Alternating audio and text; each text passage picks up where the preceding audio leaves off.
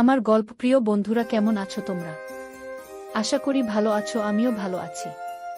তোমাদের মজা দিতে আমি আরও একটি মজার গল্প নিয়ে এসেছি। গল্পটি শুনলে তোমাদের রড দিয়ে ঝরনার মতো পানি বেরিয়ে আসবে। তো বুঝতেই পারতেছ গল্পটা কেমন ইন্টারেস্টিং হতে চলেছে, তাই দেরি না করে কানে হেডফোন পরে নাও। আর যারা আমার সাথে কথা বলতে চাও বা ইমো নাম্বার পেতে চাও, আমি ভিডিওর মধ্যে নাম্বার দিয়ে দেব, আপনারা ভিডিও কলে আমার সাথে মজা করতে পারবেন। চলো তবে আর দেরি না করে শুরু করা যাক। বিয়ের 1 মাস পরেই আমার বর এই দুনিয়া থেকে, আমার জীবন থেকে চিরদিনের জন্য চলে গেল। আমার শাশুড়ি তার ছোট ছেলের সাথে আমার বিয়ে দিল, যে কিনা এখন শুধুমাত্র 15 বছর বয়সী। আমি ভেবেছিলাম আমার বিয়ে যার সাথে হলো সে তো বাচ্চা, কিন্তু আমার নাম অদিতি আর আমি ভীষণ সুন্দর ছিলাম।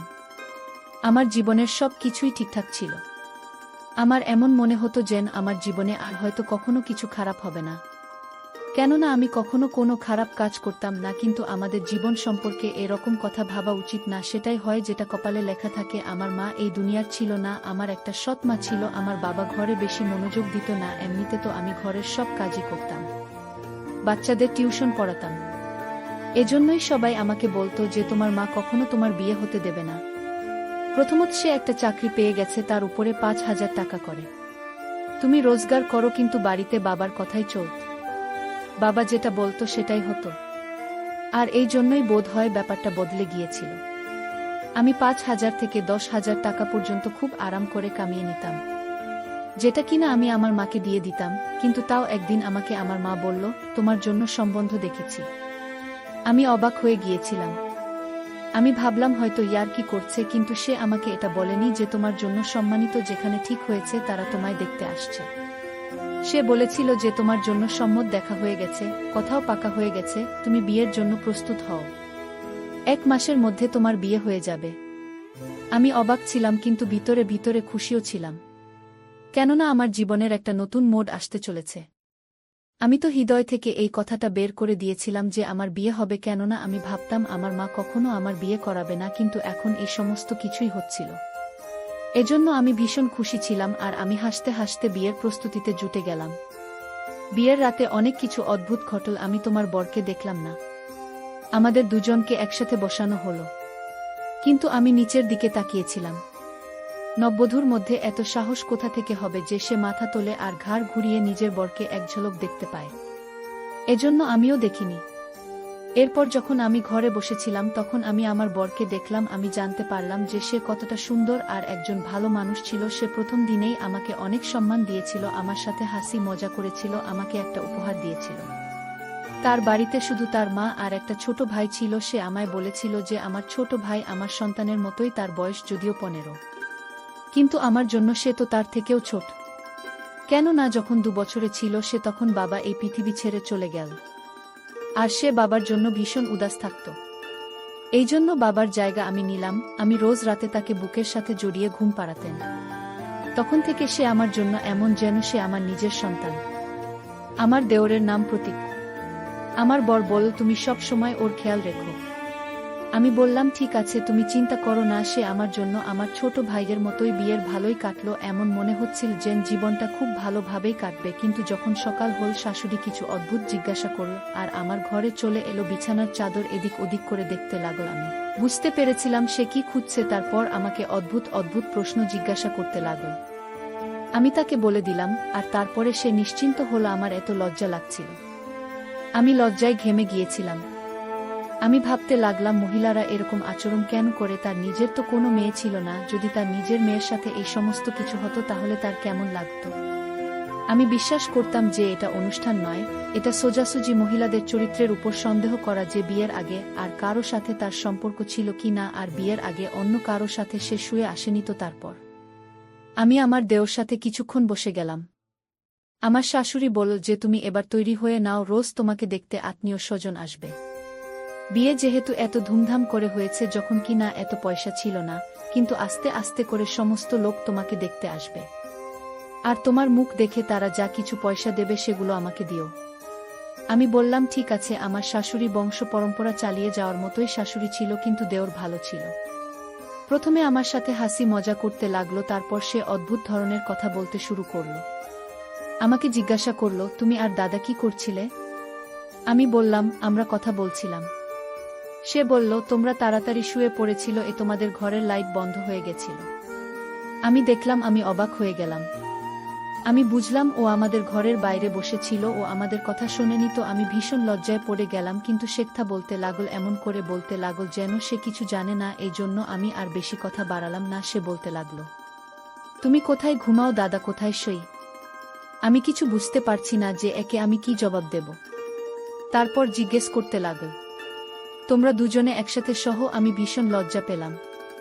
সন্ধ্যাবেলায় আমি আমার বরকে এই কথাটা যখন বললাম যে সে এভাবে আমাকে প্রশ্ন করেছিল, অদ্ভুত কথা, এত ছোট বাচ্চার মাথায় এত প্রশ্ন। আমার বর বলল, আমি তোমাকে বলেছিলাম তো তার খেয়াল রাখতে হবে তোমায়, তুমি প্রথম দিনেই তার অভিযোগ আমাকে শোনাচ্ছ। আমি বললাম, আমি অভিযোগ শোনাচ্ছি না, কিন্তু আজকালকার বাচ্চাদের মাথায় এই ধরনের প্রশ্ন আসা উচিত না।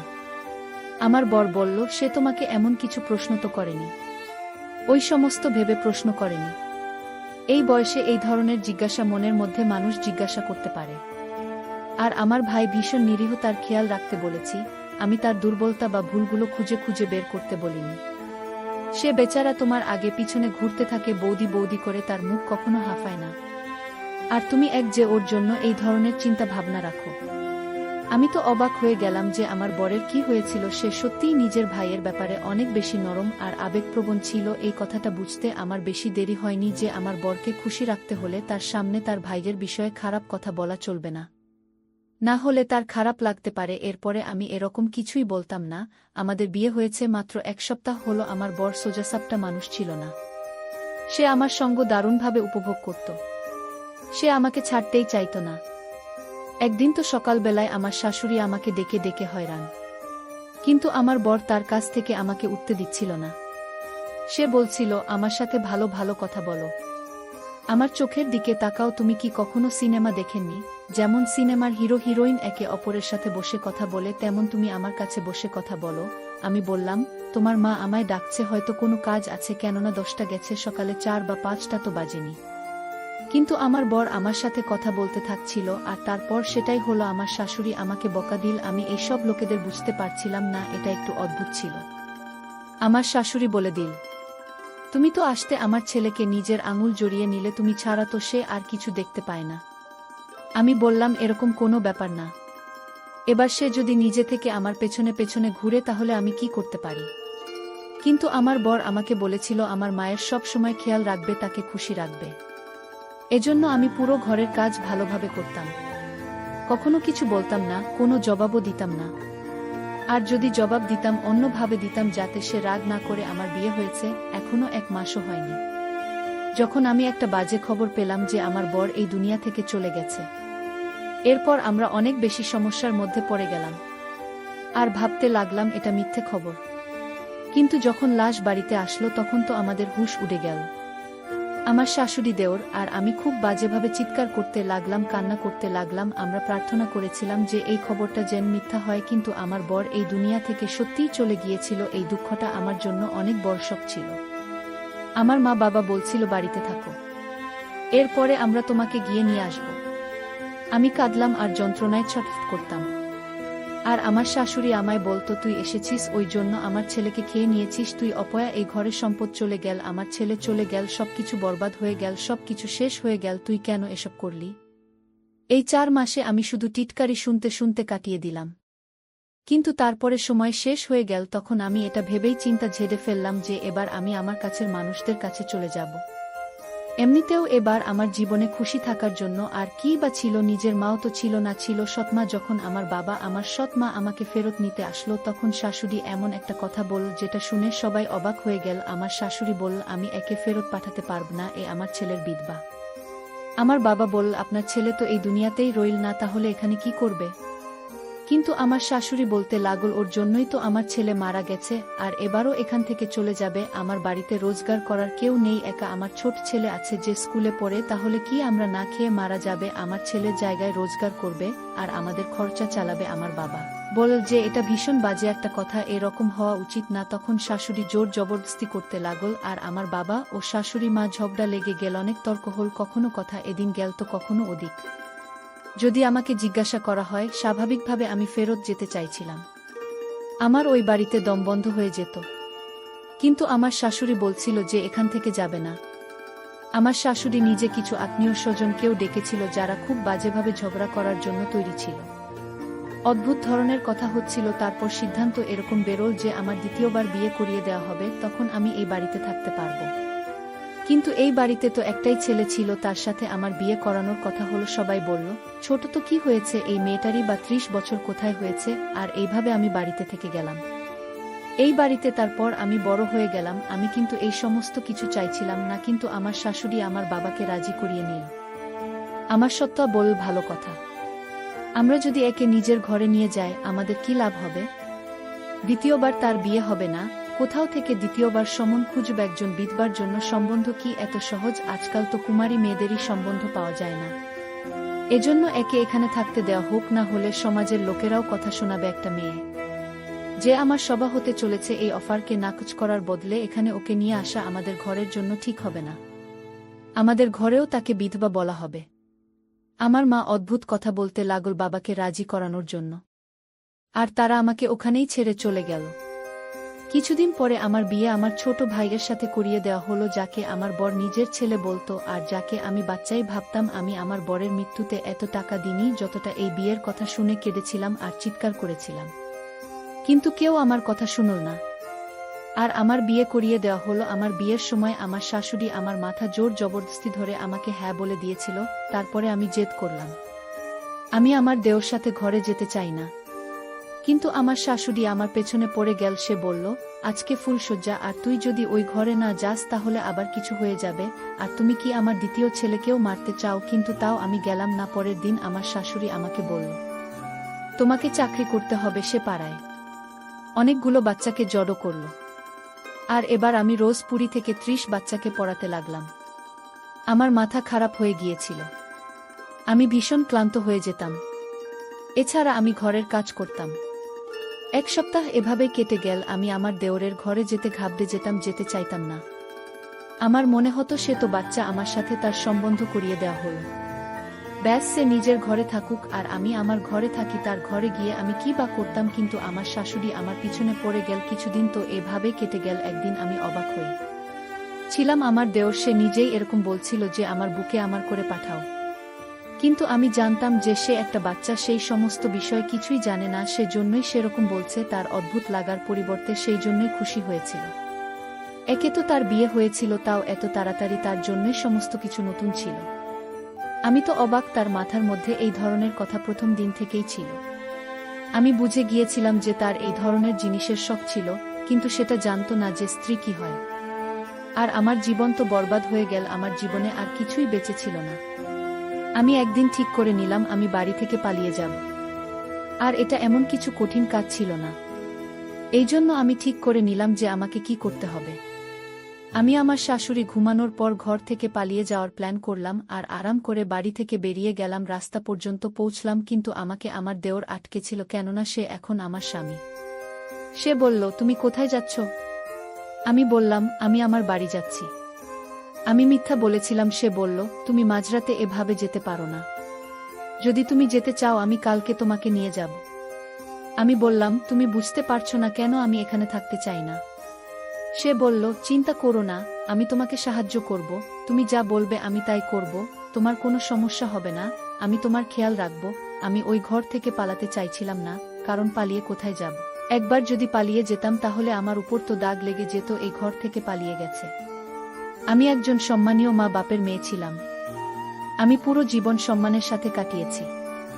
মানলাম বাবা এবার আমাকে নিয়ে অনেক বিরক্ত হয়েছে, কিন্তু আমি আমার মায়ের নাম কি করে বদনাম করতে পারি?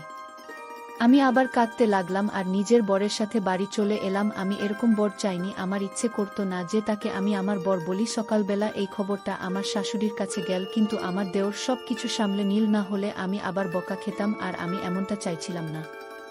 তারপরে আমার শাশুড়ির বসে বসে না জানি কি হলো, হঠাৎ করে চেঁচাতে শুরু করল। সে বলল, আজ তো তুমি আমার ছেলের ঘরে অবশ্যই যাবে। তুমি তামাশা বানিয়ে রেখে দিয়েছ, আর এইভাবে ঘরের মধ্যে উন্নতি হবে? তুমি তার বড় বড় একসাথে থাকবে নাকি আলাদা আলাদা থাকবে? এই ব্যাপারটা একদম ভালো না। শাশুড়ি আবার আমায় জোর দিয়ে বসতে বলল, আমাকে বু সাজিয়ে ঘরের মধ্যে পাঠিয়ে দিল। এক মুহূর্ত আমি ভাবলাম ভিতরে গিয়ে ঘরে তালা লাগিয়ে দিই, কিন্তু এমনটা করতে পারলাম না। কেননা আমার শাশুড়ি প্রথমেই দরজা খুলে দিল। কিছুক্ষণ পরে আমার দেওঘরে আসলো। আমি বললাম, এ তো বাচ্চা মেয়েকে ভয় দেখিয়ে ধমক দিয়ে ঘুম পাড়িয়ে দেব। আমার চিন্তায় থাকার কোনো প্রয়োজন নেই। আমার শাশুড়িও খুশি আর আমিও খুশি। আর কেউ জানতেও পারবে না যে ঘরের ভিতর কি হয়েছে। কিন্তু আমি অবাক হতে লাগলাম। এই কথাটা আমার মাথায় আগে আসেনি কেন। সে আমাকে বলল, তুমি অনেক মিষ্টি। আমি বললাম, ঠিক আছে, তুমি এবার ঘুমিয়ে পড়ো। আর আমি মেকআপ তুলতে শুরু করলাম। সে বলল, তোমাকে ভীষণ ভাল লাগছে। আমি বললাম, আমি ভালো বা খারাপ এতে তোমার কোনো মতলব নেই, চুপ করে শুয়ে পড়ো। আমি তাকে শেষবার বললাম, কিন্তু বউয়ের মতো নয়, বরং তার মায়ের মতো করে তাকে বুকে ঘুমিয়ে পড়তে বললাম।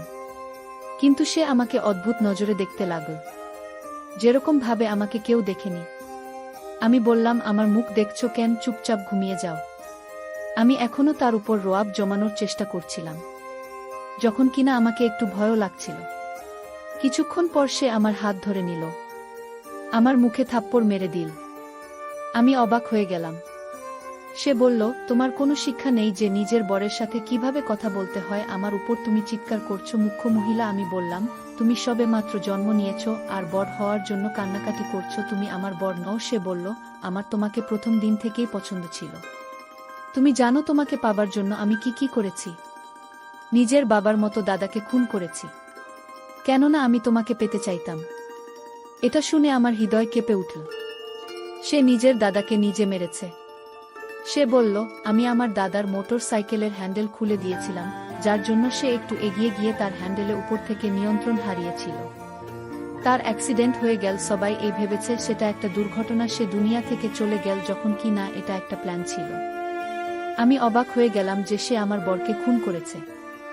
আর এখন আমার বর হয়ে আমার সামনে দাঁড়িয়ে আছে, যে কোনো নিরীহ বাচ্চা নয়, এটা একটা শয়তান যে নিজের দাদাকে মেরেছে। আর এর দাদা যে কে এত ভালোবাসত, সেকে নিজের সন্তান ভাবত। এই যুক্তি এতটা খারাপ হয়ে গেল, আমি তো কিছুই বুঝতে পারছিলাম না। আমি ওখান থেকে চলে যেতে চাইছিলাম, চিৎকার করছিলাম, কিন্তু যখন থেকে আমি জানতে পেরেছি যে আমার বরের মৃত্যু স্বাভাবিক নয়, বরং তার খুন হয়েছে, তখন আমি 1 সপ্তাহ পর্যন্ত অজ্ঞান হয়েছিলাম। সবাইকে সবকিছু বললাম, চিৎকার করে করে, কেউ আমার কোনো কথাই মানল না। সবাই বলল, এরকমটা হতেই পারে না, সে তার ভাইকে কখনো মারতে পারে না। তুমি মিথ্যা বলছো, কারণ তুমি ওকে বিয়ে করতে চাইছিলেন না। আমার কাছে একটাই রাস্তা ছিল, আমি আত্মহত্যা করে নিচ্ছিলাম, কিন্তু কেউ আমাকে মরতেও দিল না। আজও আমি এভাবে নিজের জীবন কাটাচ্ছি। আমি বুঝতে পারছি না আমি কি করব। এরপর ভগবান আমাকে একটা মেয়ে দিলেন। আমি এটা ভেবে উদাস ছিলাম যে আমার ভাগ্যই খারাপ, আমার মেয়ের কপাল খারাপ, কিন্তু আমার কপাল একটা খারাপ ছিল না।